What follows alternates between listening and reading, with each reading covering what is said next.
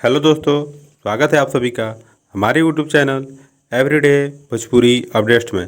दोस्तों, भोजपुरी की सबसे पहले खबर पाने के लिए, सबसे पहले अपडेट रहने के लिए कृपया हमारे चैनल को सब्सक्राइब करें और वीडियो को लाइक करें। जी हाँ दोस्तों, पावर स्टार पवन सिंह का आज आरा कोर्ट में पेशी था। जी हाँ दोस्तों, पावर स्टार पवन सिंह और ज्योति सिंह की तलाक को लेकर पावर स्टार पवन सिंह को आरा कोर्ट में पेशी था, जिसमें पावर स्टार पवन सिंह उपस्थित भी हुए और दोनों के बीच काफ़ी अनसुनी सी सुनवाई हुई, जिसमें पावर स्टार पवन सिंह ने ज्योति सिंह को अपनाने से साफ इनकार कर दिया। जी हाँ दोस्तों, पावर स्टार पवन सिंह ने ज्योति को अपनाने से इनकार कर दिया